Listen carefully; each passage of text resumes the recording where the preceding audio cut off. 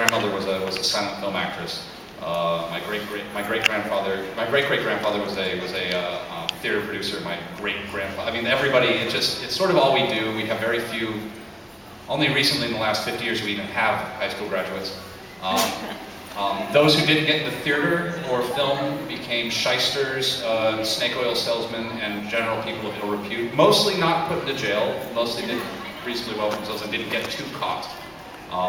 The worst is some of them got married, which I hear is worse. So, sort of getting born into that very, very early on.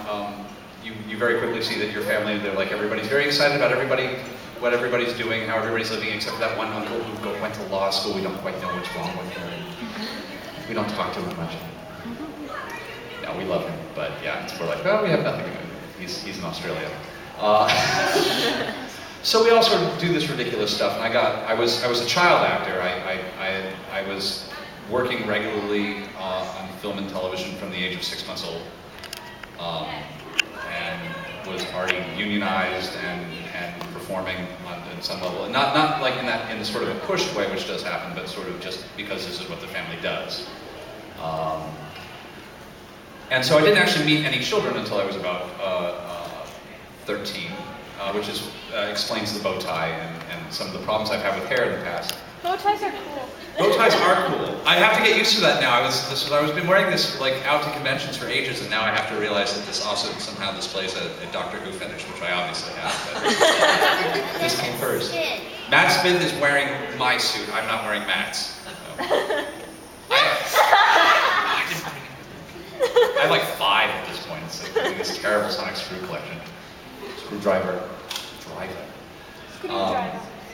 So with all that, I spent my childhood as an actor on set. I worked on, I'll just throw these out just because they're amusing, and I think possibly many of you were born after these movies came out.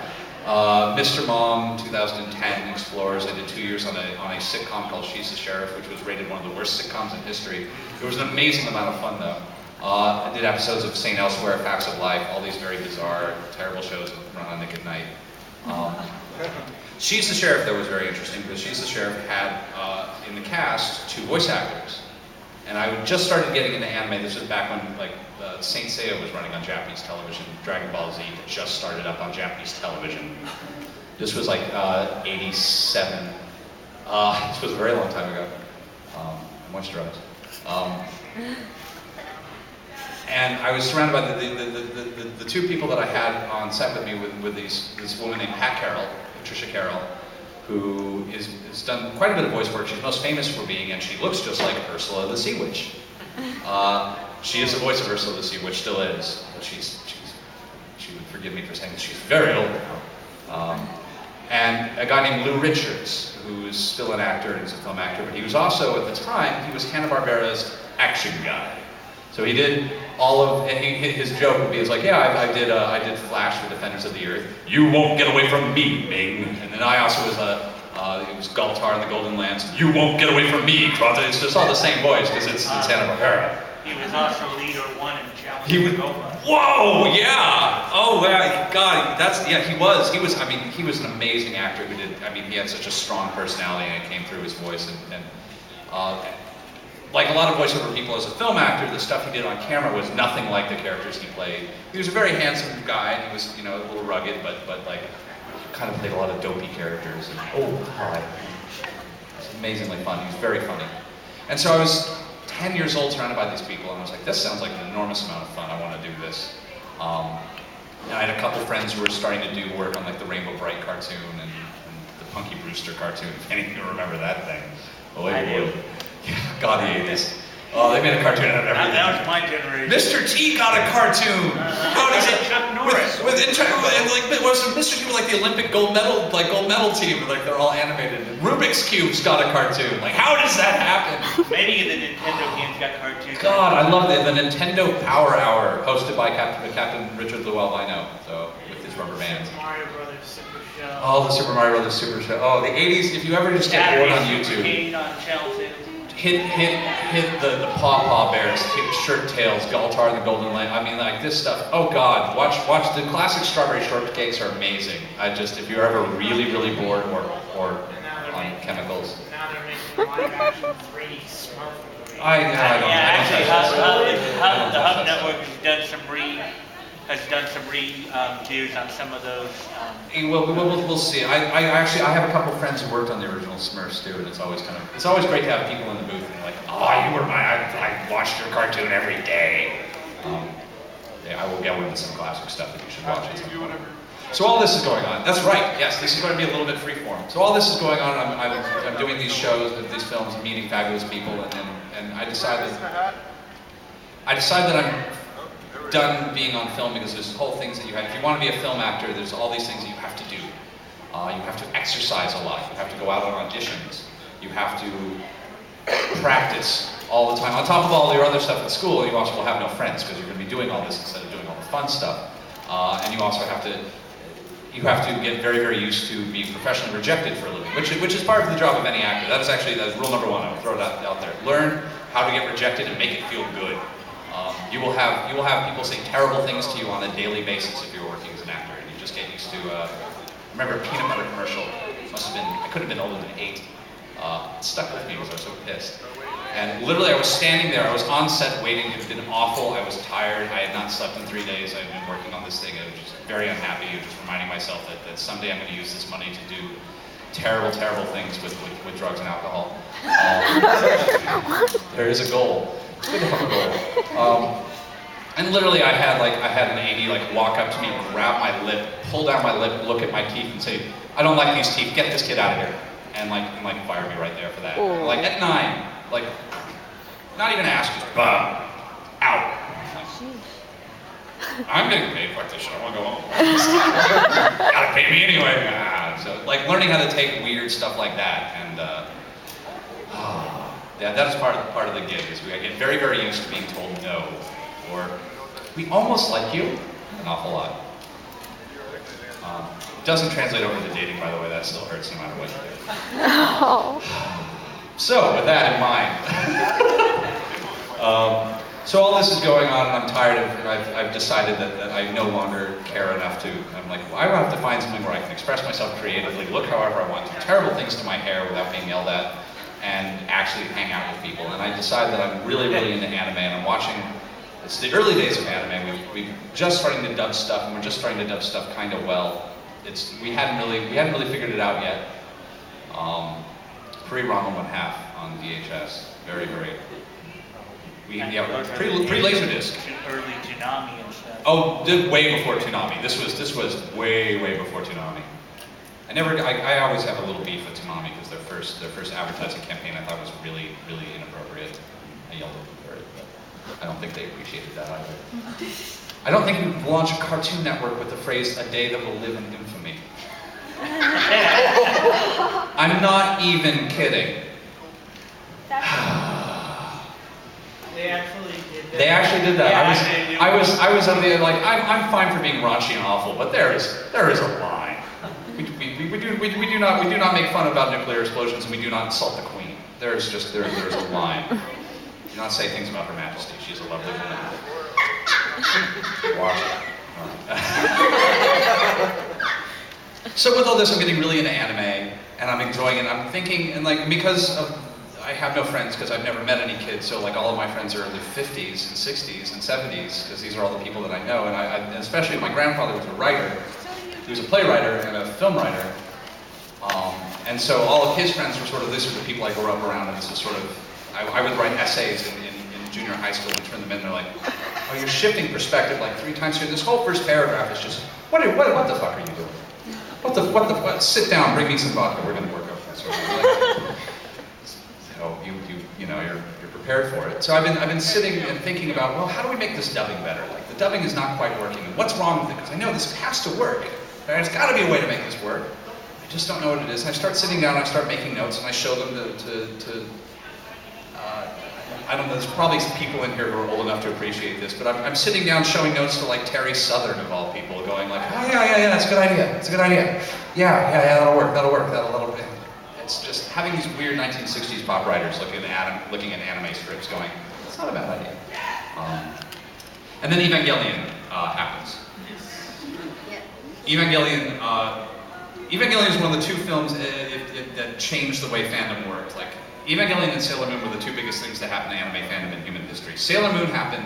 Before Sailor Moon, here's an interesting history lesson. Before Sailor Moon, there were 7 women at conventions, and we knew them all. It was lovely. They were very nice, but there were 7 women, and I was the youngest person at Anime Expo by decades. It was all 30 to 40-year-old men. And then Sailor Moon came out.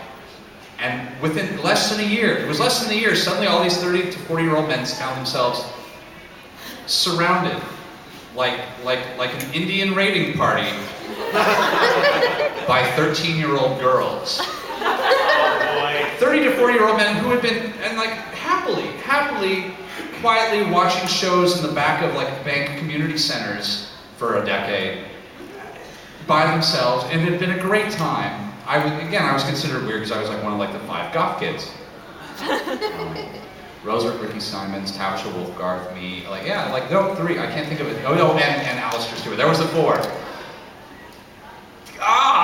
So suddenly there are women everywhere, and you've never left, and that's been very interesting. It's nice, it's fabulous, because fandom was a little creepy before that. All of it.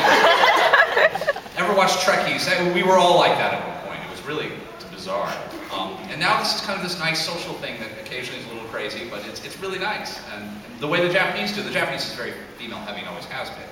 We did not have that. We were. Well, plus as the number of dubbing companies, particularly here, had expanded, you got more into the different genres of... Oh, yeah, well, yeah, we went from being the back room at other conventions to actually being conventions on our own. There was AnimeCon 91. Oh, God, and like ACON 1, which was in like 1989, I think. It was just ridiculous. So all this is going on, and then Evangelion hits out, and then suddenly we get this rash of people who just get so addicted to that show that it's disturbing. Like it is a show designed. If you've ever seen a show called The Prisoner, not that new piece of gossip shit. The classic. If you ever want to sit down, you should sit down and watch this thing because it changed the lives of people. It changed my life. This show. I highly recommend it. It might change yours. It might not. You might be sitting here going, "Oh my God, that guy was on so many drugs," and that's true. But it's still good, and it's still worth watching. I neither confirm nor deny one. Had tea. Apparently that's done this to me. Ooh. Are you recording this, by the way? Okay, I'll be careful about it saying anything too incriminating. I might get into grave robbing. We'll talk about that. Again, I'm not kidding. Might end up on YouTube. Oh, so many bad things have ended up on YouTube. I have plans. So Evangelion came out, and I'm like, this is it. This is the thing I can, I was like, this is the thing I got to do. So I went to Vision, which was a very, very small company at the time. He's like, I'm going to dub just 2 episodes of this. Is that okay? And Matt goes, yeah, I don't care, whatever. I don't know if you've ever met Matt Greenfield. He's like, I don't know. Dog Evangelion. Just before he got married, got up a little bit. But he was like, dub away. And I'm like, all right. So I get together, and I get my friends together, and my friends being my friends is kind of a weird collection of people. We managed to get sponsorship from Dole Pineapple for my fandom. We didn't really have computers at the time, so we used a reel-to-reel. Did it all by hand. Can't move the dialogue around like we can anymore. Stretch. We just had to nail it and then move on and then do it in order, and hopefully nothing went wrong. It was a terrible way to do things. I'm so glad I never ever had to do it again. If you ever have to cut tape with a straight razor and then tape it back together before, So I get this ridiculous group of people together. We get like voice actors from the Max, and I get Roddy McDowell of all people. Like, was like bored on the day, like coming to do voiceover for me. It's like he was like the Mad Hatter in Batman the animated series. Raw. And all of this is Sandy goes over, and I make this tape, and somehow I convinced somebody to hire me to start doing this for money. And somehow start convincing people that I have some really good ideas of how to do this. And slowly we start building a community of people who do this. And I would love at some point, I should put this together as a video presentation to sort of show the evolution of how dubbing has worked in the United States and how we kind of got here. And in the middle of all this, I'm going to Japan, and I've got a Japanese import-export company, and I was living there on and off for 2 years while putting this all together, and still like going to Mexico for bizarre. Well, it's been a very varied and interesting life. I highly recommend getting into as much trouble as you possibly can between the ages of 17 to 24. Odds are you'll live. Hi, by the way, it's good to see you again. With all of this, and by the way, feel free to raise a hand if you feel I'm going over something too quickly or going away away from anything or otherwise. How many people in here have any interest in working in the anime or voiceover industry? I'm sort of curious. Interesting. I'm just waiting for when Ben Jim's going to have the next workshop here in LA. Yeah, it's Crispin Freeman does a dubbing workshop I recommend as well. That's the other. This weekend, actually.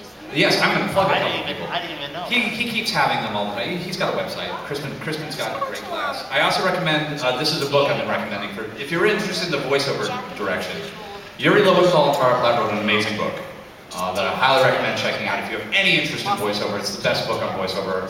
They really did an amazing job breaking it down to the most simple, easy to understand, but yet at the same time, like all the stuff we talk about amongst ourselves, but never occurred to anybody to write it down.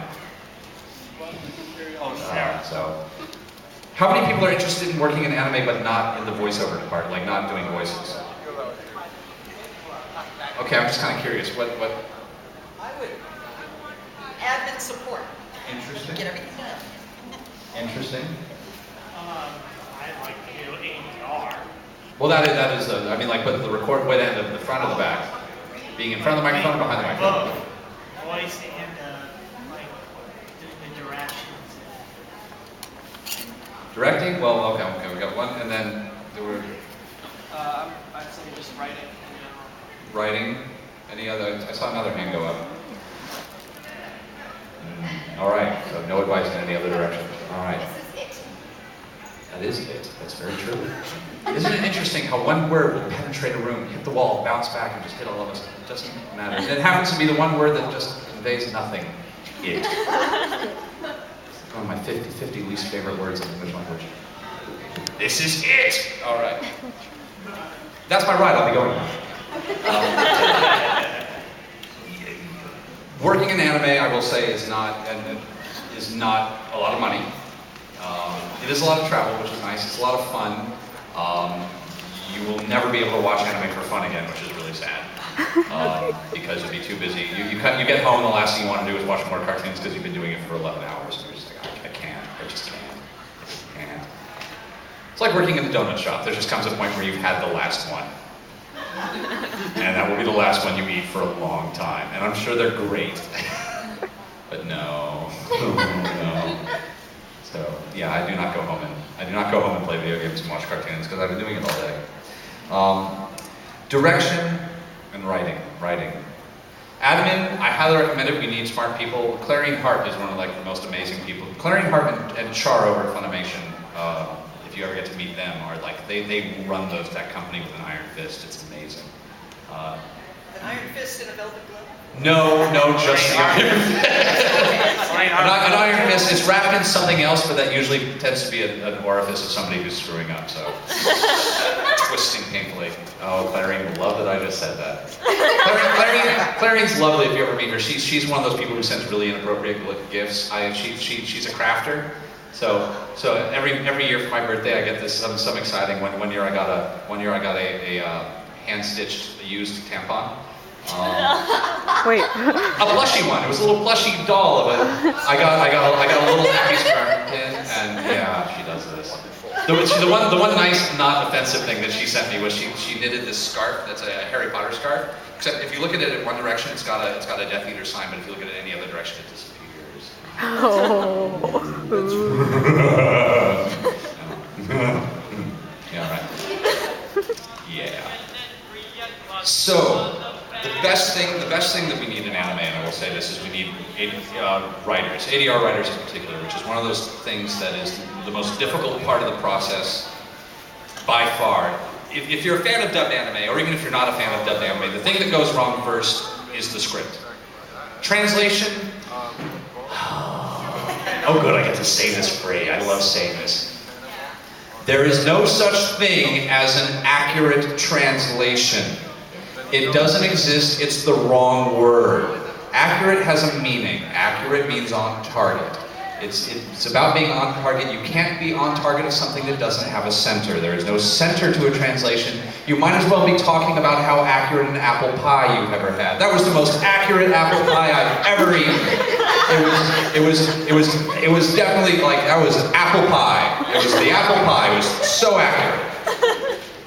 So is it more getting of the feeling of the piece, and that can be variable depending on who's looking at it? It's an XY coordinate. It is an XY coordinate with no center. I usually like to have a little... Oh, God, it's him. Hello, sir. Good to see you. I feel like I haven't started anything about Legend of the Galactic Heroes yet. Yeah, so I take it the whole Blaze Blue Azure Grimoire sort of bugged you in the Blaze Blue script? Everyone has a certain level of how they like to do things, and like there's Blaze Blue. Okay, but I was really influenced because I'm a very big Alice in Wonderland fan. I love Alice in Wonderland. I've got like, not first editions obviously because they're impossible. I've got very early editions. I've got different illustrated editions. Charles Dobson like rocked my world when I was a kid. I'm like, absurdism, it's awesome. Yay for absurdism. You don't need to clap, just think about it, it's okay. I did not like the Burton movie. The Burton movie, that's the next rant I will do is fanfic. Okay. Speaking of fanfic. Oh boy, yeah, we'll get there. But he wrote, besides writing Alice in Wonderland, Charles Dobson, Lewis Carroll wrote math books. He was a mathematician, he wrote math textbooks, and one of them was called Game of Logic. And he used this great thing where I was talking about circle sets. And this is how I try and describe how translation works to people. Is that you have this circle, if you can imagine. It's like the MasterCard logo. You've got this big circle, and it's the Japanese performance. Everything that encapsulates all the information that is given to you when you speak fluent Japanese, you get all the cultural references, you understand all the subtlety, all the jokes, everything. You are getting all the intention of the author, possibly a little bit extra. That is that circle. It's like this is what it is. It's not Japanese. Then you have the translation. And no matter what you do, the circle of the translation is never going to overlap completely. You can't get them to overlap. So you have to decide where on the circle you're going to sit. And you're going to lose a bit of it. Not only are you going to lose a bit of it, you're also going to gain a little bit of stuff that wasn't there before. You're gaining a little bit of meaning that wasn't there before. You're losing a little bit of meaning that was there. There is no way. Arthur, oh, this is good. There is no way to avoid it. It cannot be done. Well, there is a technical issue there too, because of the fact since the Japanese, theirs is the original. They have. Well, here we get into interesting things. Yes, and here we get into theater. This is why I love theater, is because theater is one of those great performing ways to perform things, where it's all about taking something that has been done possibly 1,000,000 times before and doing something different with it. That's not necessarily about rewriting the book, but about just taking it and doing it again and making it fresh but not different. It's the same thing. Hamlet is Hamlet is Hamlet is Hamlet is Hamlet. But I've seen Hamlets that are more interesting than other Hamlets, that are more subtle, that are better, that are louder, that are more vibrant, more traditional. David Tennant just did a Hamlet. A little old part, but it was fun. I'm a little lifting on that Ophelia. But still, it's Hamlet. I've seen Hamlet done easily. I myself have probably seen 60 or 70 different Hamlets, but it was nice to see another. The words were mostly the same. That's the other thing, is Americans don't know this. There's not just one Hamlet script. We've got like 9. Because it wasn't like they printed out Hamlet back I'll just cheat. 1500, 1600. Thank you. Yeah, late in the late 16th, early 17th century. Is that right? I think that's right. No, earlier. 15. Yes, but we just have the actors' notes, and there's some of them we have that have little actor scribbles and changes that were made during the performance. And there's like 6 different versions, and you're allowed to kind of just sort of figure out which one you want to do. There's one where they just cut all the political bullshit out because no one cared. They can do that for the Bible. We can do it for the Bible. We can do it for Shakespeare. We can do it for Fushigi.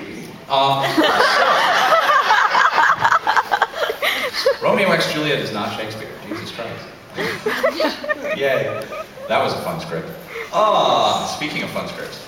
So with that in mind, what we have to decide is we have like, okay, we know that we're going to gain something, we're going to lose something. So what are we going to gain and what we're going to lose? Well, we're going to make a subtitle.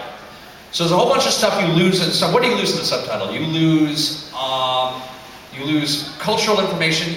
You lose subtext. You cannot do subtext with subtitles. You just can't. Oh my goddess, there's a fabulous thing. Oh my goddess, that's got a good one. There's a little montage at the beginning of Oh my goddess. I'm probably so old. I'm the only one in here. Has anyone in here actually seen Oh my god? That good people. All right, watching good anime. That makes me happy. He's going to friends trying to find a place to stash this random hotness that has shown up in his house, and all of his friends are giving him excuses of why they can't put this really hot, obviously like of questionable age girl in a ridiculous Inuit outfit in their home. He could have just brought it to my house. That would have been cool, but never say no. Never say no to a sailor. All right. And one of his friends is doing this, and like smiling and like scratching his head with his fingers, scratching behind his ear.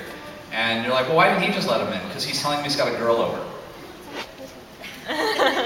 And like, how the hell would you know that? Like, even I even have Japanese friends who are like, oh, I'd forgotten that, I didn't know that. Like, yeah, it's like old college bullshit. Like, leave. So you can really say to your friend, oh yes, of course, come on in. Like, oh, actually, I just remember that we have something to do. Oh, well, that's a shame, I'll see you later. So you can actually be nice and not tell your friend, you know, I'm not quite sure what is the Japanese for fuck off, but you know, oh, the Japanese for fuck off is, oh, it's wonderful to see you, that's great, come on in. I need to have sex. Oh yeah, I'm sorry, it's wrong finger, thank you. We have the sock in our country. Oh, well, yeah.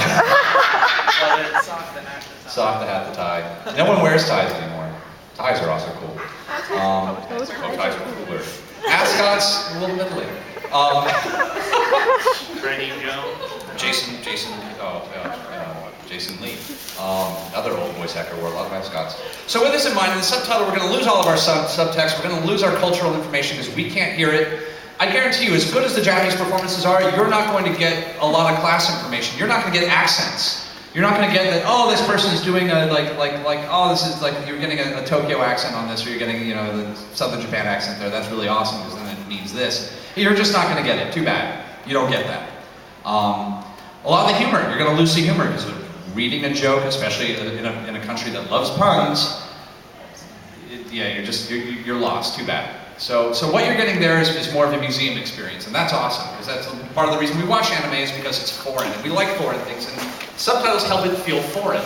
That's what subtitles do. It gives you the experience of watching something outside yourself. The experience you're getting watching subtitles is the difference between the experience of going to Pompeii and living in Pompeii. Going to Pompeii is awesome. You're going to learn a lot. You're going to see a lot of cool stuff. You have no idea what it was like to actually live in Pompeii. You couldn't. You're watching the subtitles. History is the subtitles. Ooh, yeah, okay. That's quotable. That is quotable. Apparently I'm quotable. I would like to see that on 4chan within the week. No, I really wouldn't. No, I really wouldn't. Dubbing. What we can do with dubbing. Dubbing is an amazing tool, especially with animation, because we don't have these really difficult vowel issues that you have in live action dubbing, where people's mouths are making consonant shapes and vowel shapes, which are very, very hard to match. No matter what you do, it's always going to, it's always going to look a little silly. There's just no point. You do your best.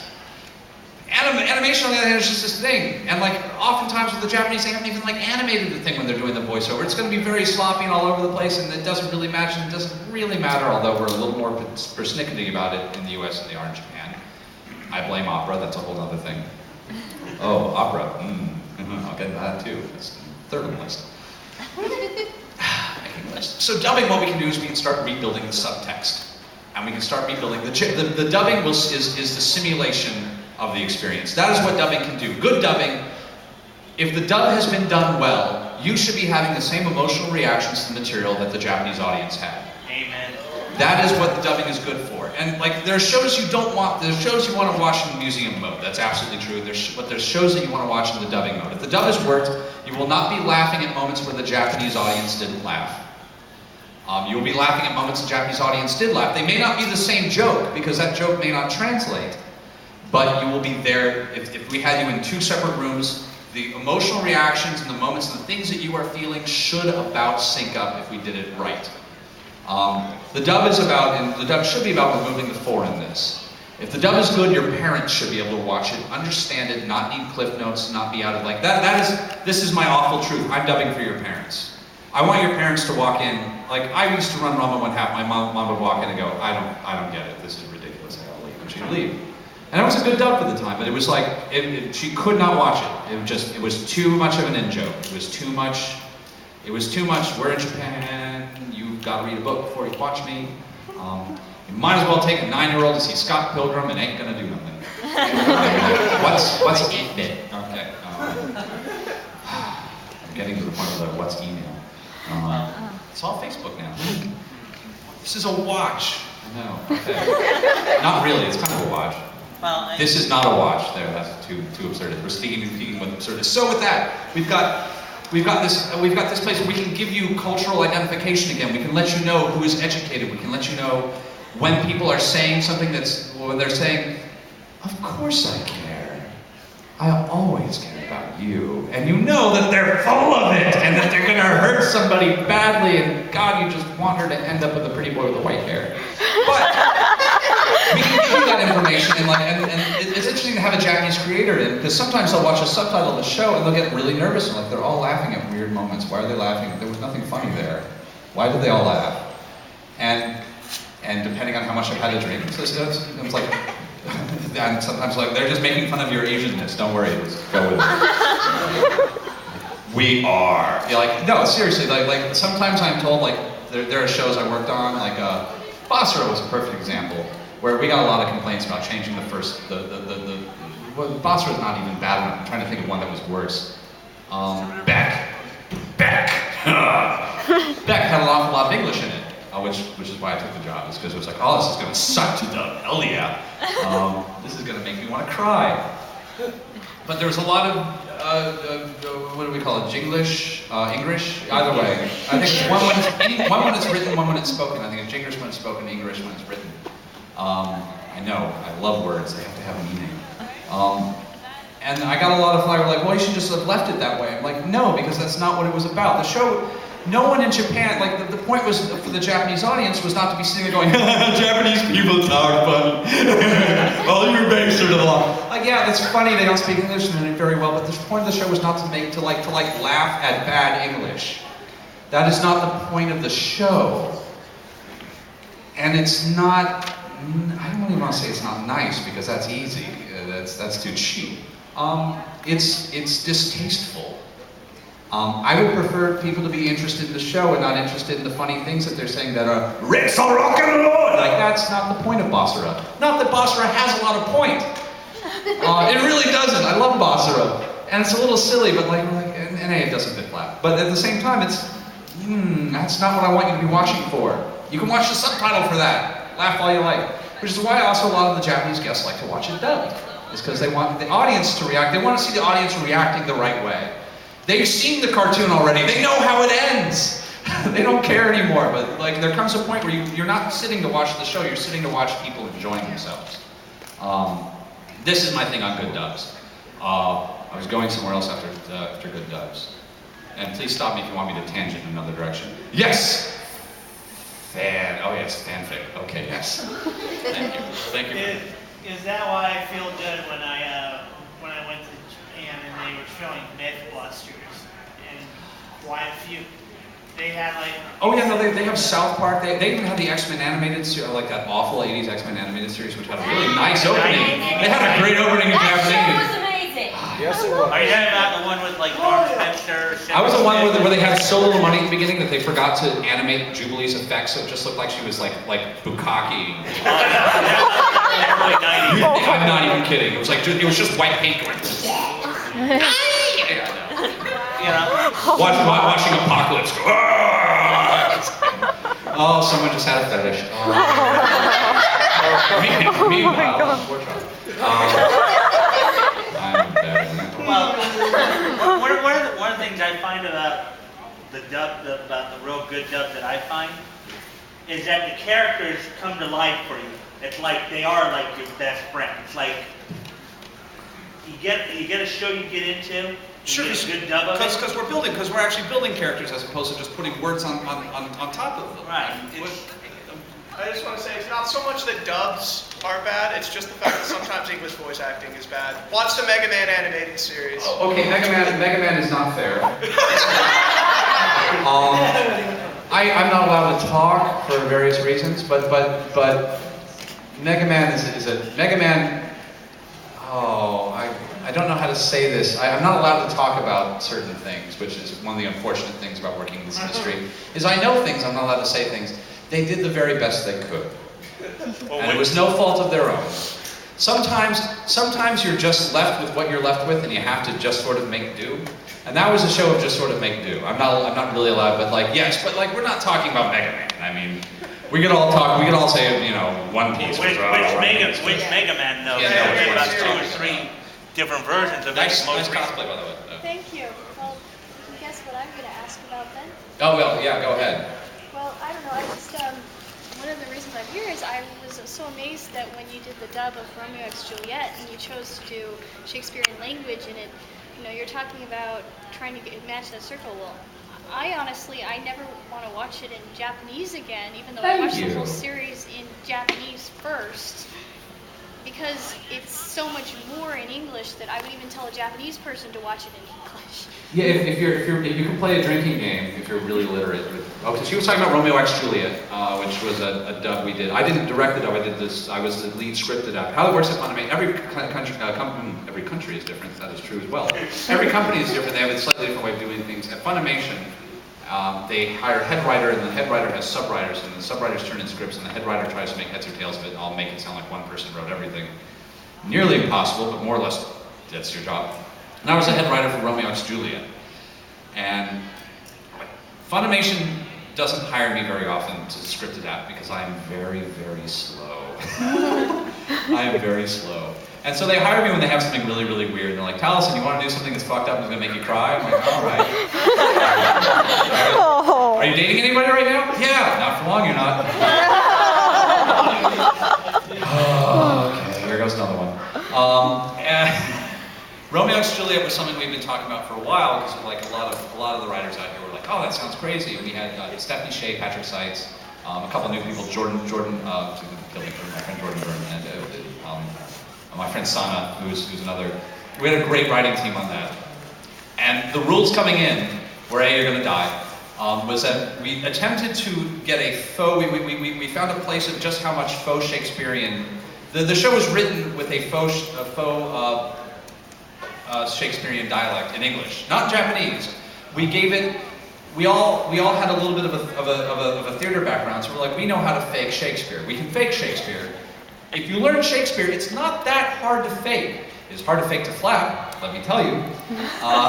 And fake Shakespeare well. Like there are games. There was just a game. I'm not allowed to say the name of it that a friend was working on recently, and they're trying to do fake Shakespeare with it and give it like this nice European feel, except they're not hiring any script adapters. So it is people who are a little ESL trying to fake Shakespeare, and it is a monstrous mess, because for as bad as some adaptations can get, this is even worse, because they don't know how to use forsooth, therefore, well for, all's well. So it's just, wherefore thou is all's well, that is his word, with sword in hand, he finds with not. And it's just babble. It's literally, like, the actor's like, I don't know what this means at all. Like, where's the pronoun? Can I have a pronoun? Like, they're literally like, is this supposed to be plural? Because these two are plural and this one is, and then this is all in past tense, and then it goes to the participant. So like, it's just, and we'll see what happens when it comes out when people are baffled. But yes.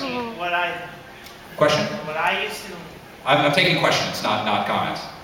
Question? Oh, okay. Well, yeah. I was going to say, I've kind of noticed a little bit of a trend with a lot of the anime that I usually watch. It seems to me that a lot of the dramatic ones kind of hit home on what you commented on, is you wanted to make the American audience feel the same way as the Japanese. Oh, we're all doing it that way. Yeah. Yeah, everybody has figured this out finally. There used to be the theory. It used to be the theory of match Japanese as close as possible until people realized that was making really, really bad dubs. And there's a reason. It's because the Japanese have a completely different emotional spectrum for their drama. Okay, I'll get back to point 2 and go to point 3 really quickly. Anime is opera. Animation is opera. Opera. What you say? You know what you're doing. I didn't get a what, but oh well. All right. Where are we going? Planet 10? Okay, never mind. When? Oh God, I'm being old. Animation. Animation in most countries, if you look at the sort of animation countries produce, it has a lot to do with opera. Why does it have a lot to do with opera? Opera, in most countries, is a dead art. It's an art form that has kind of had its day, is long gone, has sort of petered out. And it found its resurgence for these, one of the things that opera is about it's about grand theme, large scale, heavy storytelling. One of the few countries that never quite gave up its opera is Japan. Japan managed to allow its opera to kind of thrive a little bit, and just as Noh was like one of the early traditional forms of Japanese opera, and it was this really, I mean, it's amazing to watch if you ever get a chance. It's very slow, but you'll enjoy it. It was this very heavy-handed, very slow, methodical storytelling, which eventually gave way to sort of their version of the Shakespearean theater, which was kabuki. Kabuki's amazing. If you ever get a chance, kabuki is stories of samurai and love and death, and these guys were writing these kabuki theater plays in like 3 weeks and putting these productions on. I mean, this was like the hardcore underground theater of its time. They were, I mean, it was literally like you would, and like a lot of times there were topical kabuki. It was like traditional stories, topical. They did news based on news. You'd hear about like a double suicide in the north of Japan. 6 weeks later, there was a kabuki play written about it that was touring. I mean, I was like, people want to hear about this crazy love story of her parents didn't approve and they both jumped off the bridge and everybody was sad, because that's awesome. Sad is happy for people. Watch it.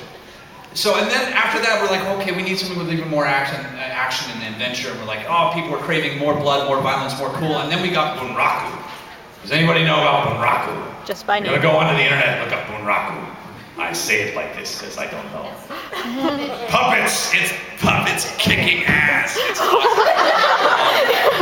And bunraku theater starts to create this whole language of how you can shorthand large movement and like interesting, exciting martial arts movement. And then this gives way to all these different shortcuts. It's the same shortcuts that you see in anime.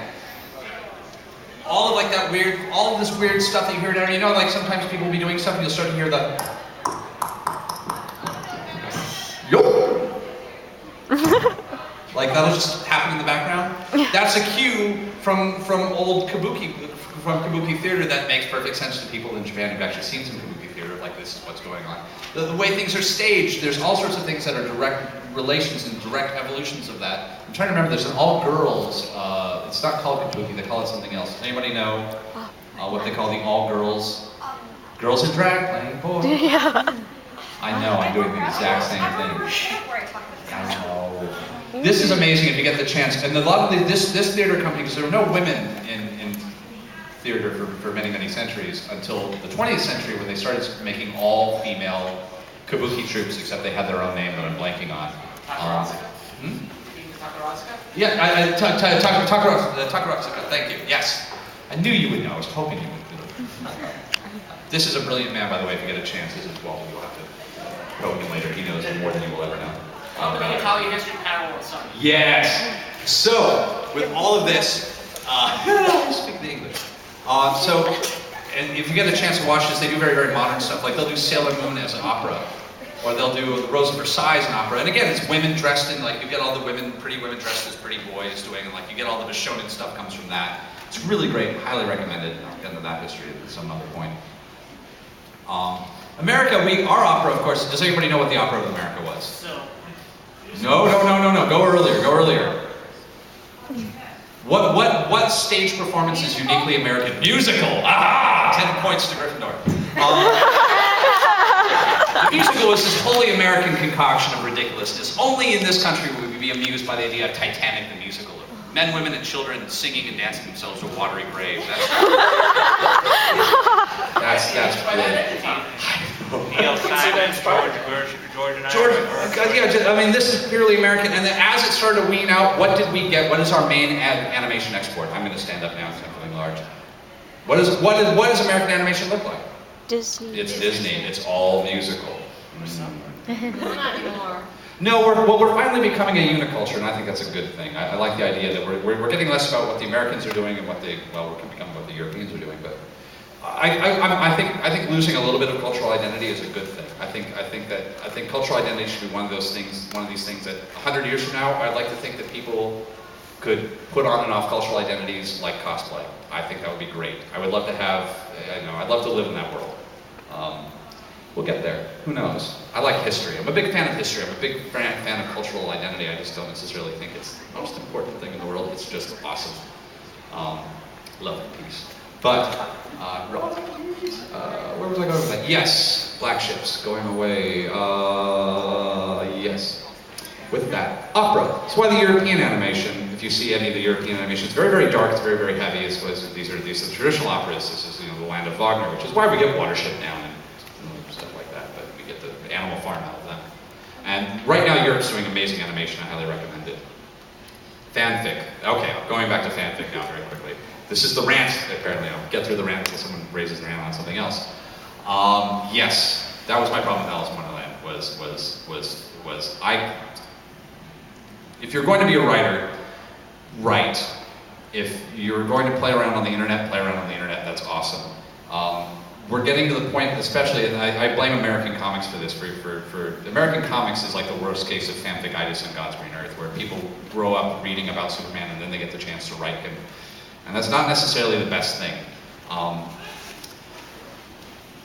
If you can't create some interesting characters that are your own, if you don't know how to create a plot structure that is by yourself, you're gonna get stuck. You gotta be able to do these things. You have to, being able to paint by numbers is awesome, but it doesn't make you an artist. It makes you learning the skills. And fanfic is a great way to like develop those muscles a little bit, but you can't get stuck there. It's like learning improv. Improv classes are great, but I have actor friends who just take improv classes, and 15 years later they're an amazing improver and they haven't booked a gig. They never bothered to learn to act, they just learned improv.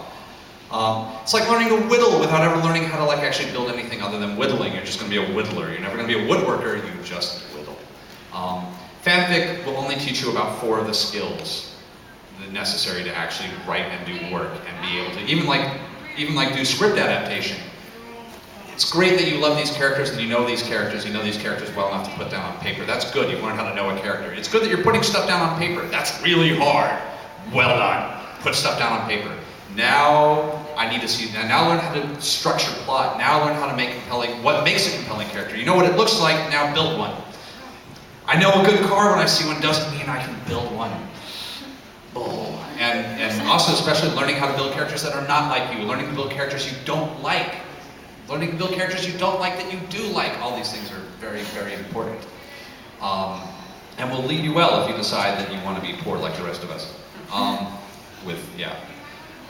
And I think because a lot of people are now treating, I think fan fiction is starting to leak out into the world, and oftentimes, I've been trying to read this Green Lantern comic book. I'm like, I can't read it because it reads like fanfic. It's just somebody writing all the stuff they wanted to do when they're 9 years old without any thought to consequence or interest.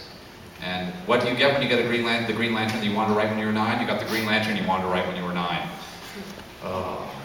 Yeah. And your parents wouldn't read it. They told you they did, they didn't. And there's so many misspellings.